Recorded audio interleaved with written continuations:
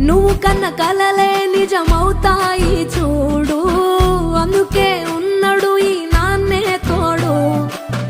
Dasharatha మహారాజే